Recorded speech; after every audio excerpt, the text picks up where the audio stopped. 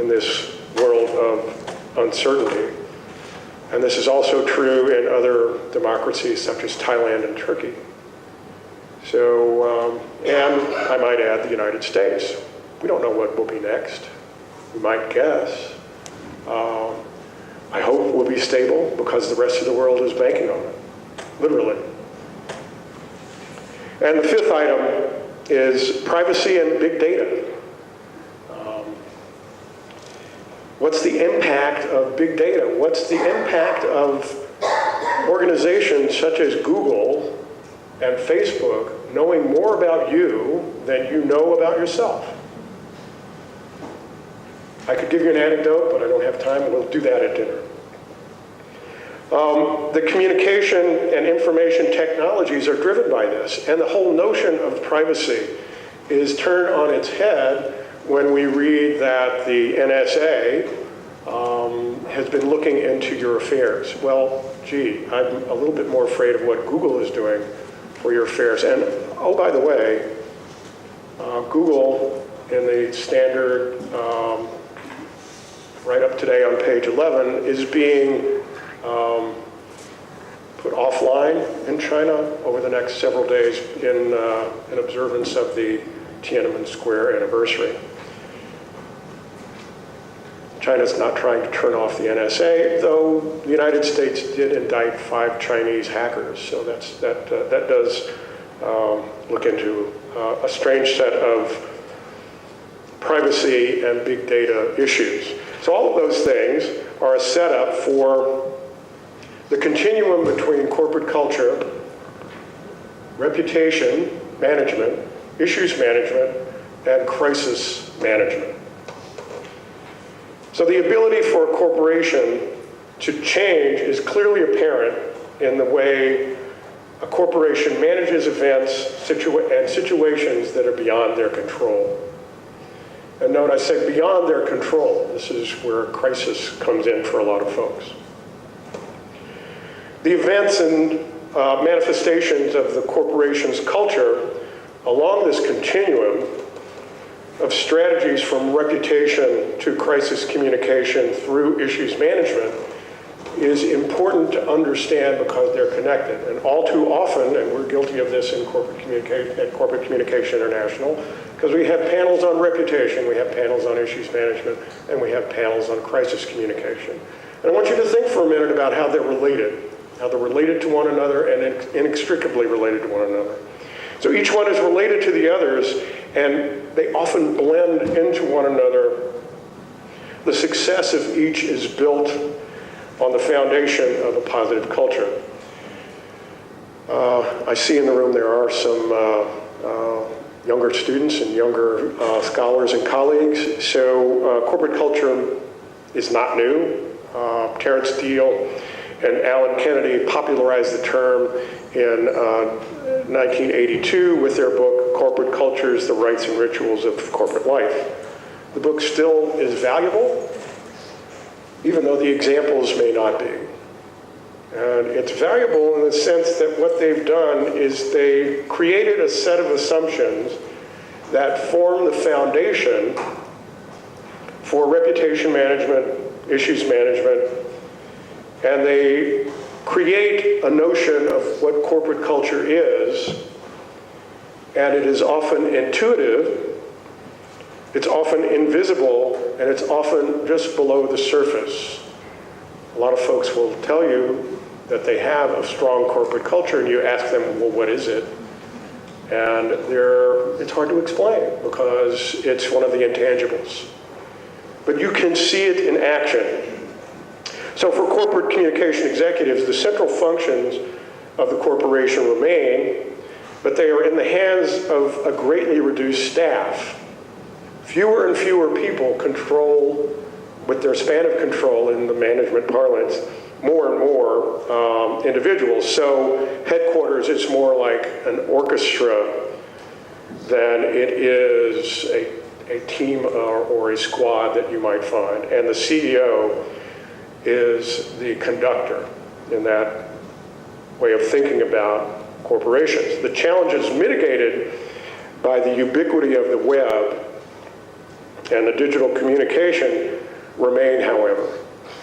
So in creating a unified culture and vision for the corporation that can be shared by increasing numbers of specialists and complicated by the globalization of forces over the last 3 decades that have negated the contact between the individual and the corporation, as much as a job for life has disappeared for 2 generations of corporate employees. So corporate cultures are what have been left. And creating a structure that can work, that can get work done with a mobile workforce spread over many time zones is yet another challenge that can be remedied only by having a strong corporate culture. So the number one is that employees owe you very little, and they're spread all over the world, and you cannot make them do anything. You have to influence them in the same way that you influence people outside of the corporation.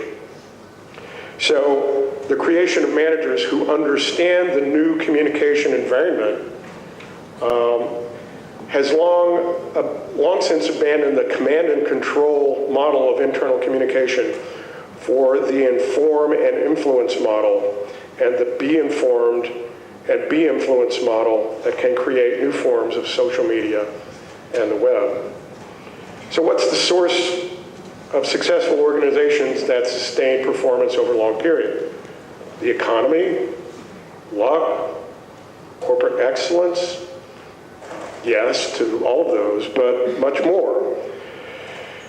The environment of forces that buffet corporations constantly, the sustainable consequences are resilience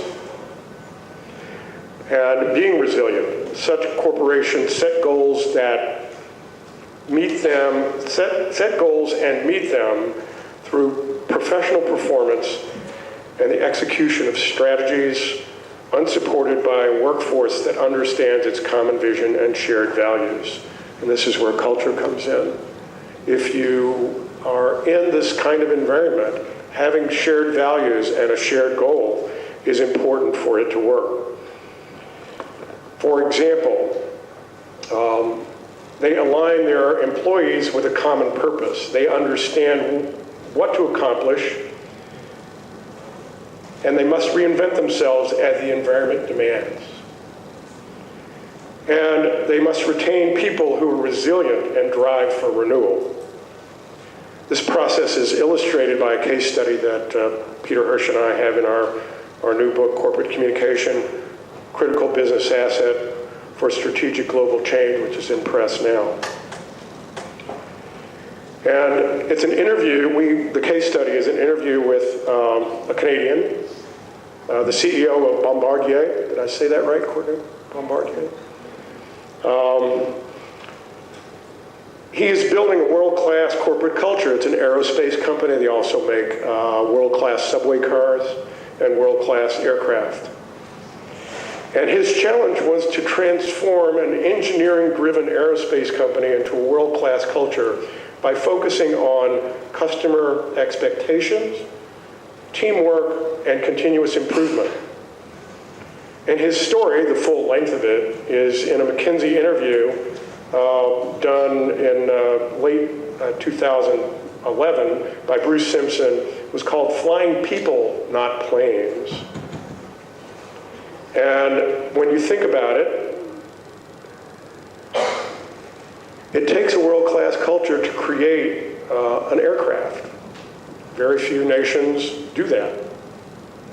And very few nations that do that in a responsible way. I can venture to guess that almost every one of you who flew into Hong Kong for this conference flew in on an airplane made by Boeing or an airplane made by Airbus. And if you came in from mainland China, if you came in from China, you used both of those. If you flew from Russia, you probably did not fly Aeroflot. So sustainable companies must create and sustain viable corporate cultures as well as robust processes and metrics to monitor their success and take corrective actions when needed. Corporations and organizations shape and influence the behavior of individuals in subtle yet powerful ways. These forces, like the wind and the tides in natural environments, are often unseen and unnoticed themselves, but their effects can easily be observed. These forces combine to create a culture of the corporation. Ed Hall, one of the founders of cultural studies and corporate communication, defined corporate culture this way: it's the way we do things around here. And this underscores the inability of people to put a very strict definition on what their own corporate cultures are all about. Which brings up reputation management. Over the past 2 decades, the study of reputation management have been established in formal and informal ways. There are a lot of vendors throughout the world that will, for a fee, tell you what your reputation is. And I might add, for a very large fee, they'll tell you what your reputation is. It's hard for any organization to manage its reputation. You can influence your reputation more easily than you can manage it in the sense of making something happen by command and control means. However, there's a wide divergence in how individual companies define reputation management and the process they use for doing so. Although there are 2 commonly in use, reputation management properly includes defensive management and offensive management elements. Among the defensive actions, of course, is crisis communication. You don't need a crisis plan until you have a crisis, but you also need that crisis plan way before you ever even thought that you had the need for a crisis plan, all the way back to the corporate culture. Those of you who've studied crisis communication, look at Johnson & Johnson and the Tylenol crisis as the textbook case, and no one told individuals from Johnson & Johnson, or then McNeil, which owned Tylenol, to go out and take the bottles of Tylenol off the shelf in 1986. They did it because of the corporate culture of Johnson & Johnson. If you've been to New Brunswick, New Jersey, and their corporate headquarters, their credo, which underpins their corporate culture, is literally chiseled in stone on a wall in the lobby of their headquarters. And then there are offensive actions, or all those methods that corporations use to enhance their corporate reputations. So the defensive management really is part of issues management.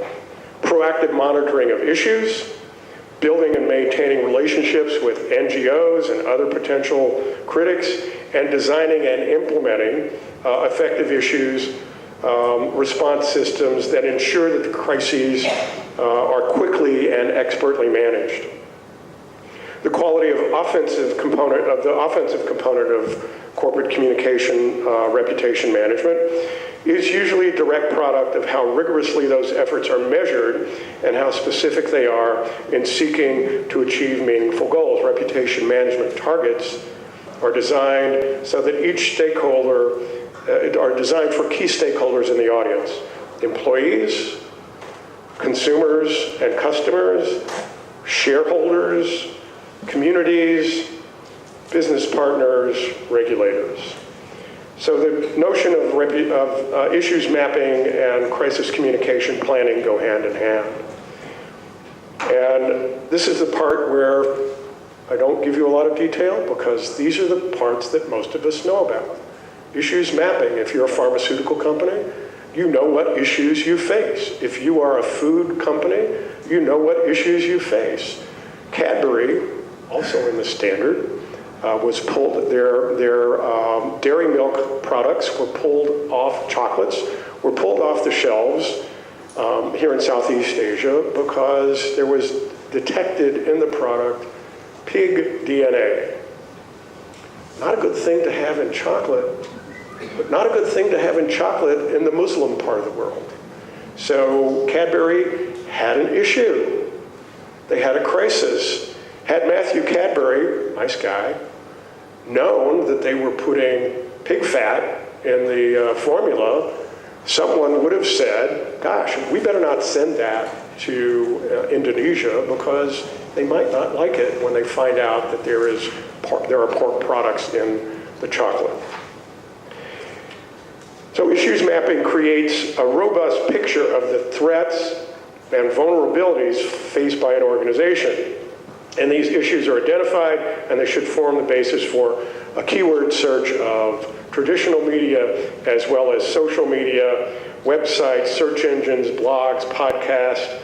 And this is something that needs to be done every day, constantly, because the media model has changed dramatically and the business model has changed dramatically. So this becomes part of crisis planning. I won't go into that. We have numerous papers on crisis and crisis planning at the conference today.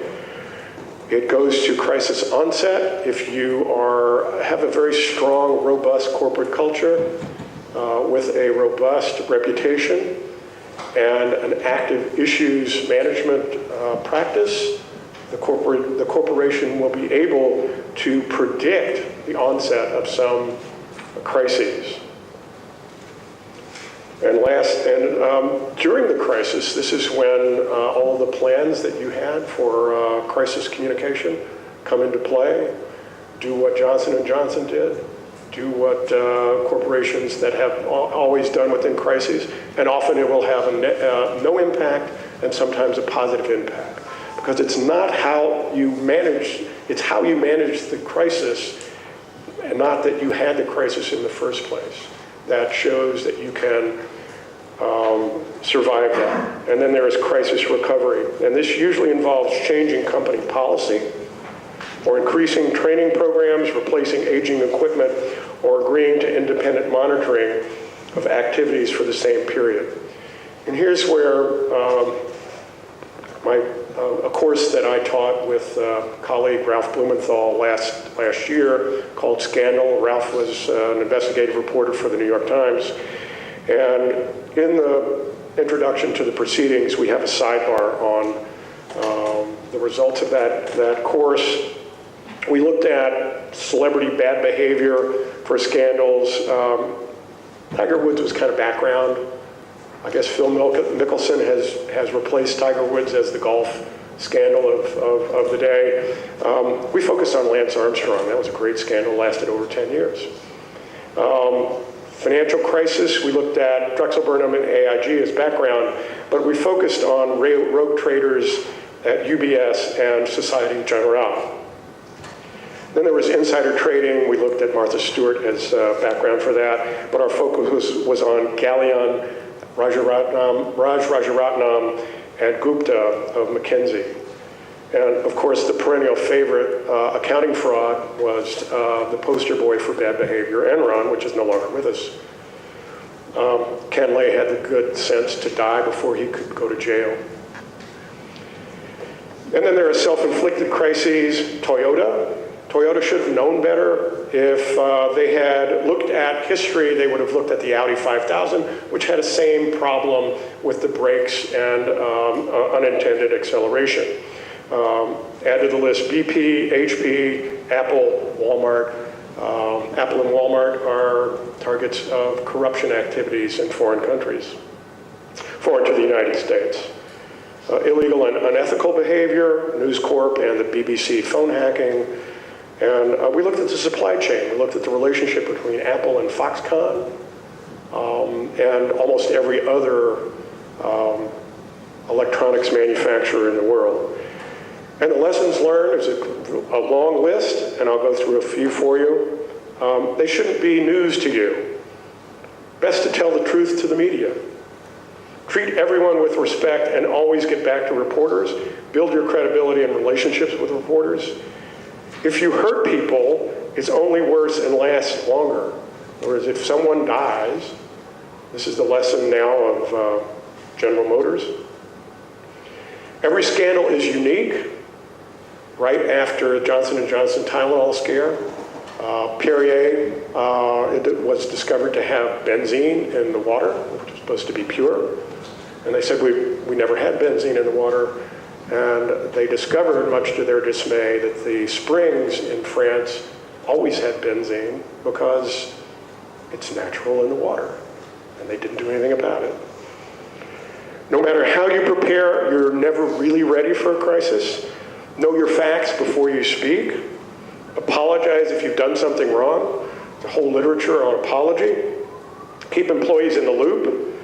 Announce your bad news yourself and tell your own story. Reputation can take years to build and disappear in a matter of hours. Watch how you behave, particularly in social media. Trust yourself. Analyze the risks. Don't just say it, back it up with action. Have an outside counsel. No corporate communicator works alone. Build alliances.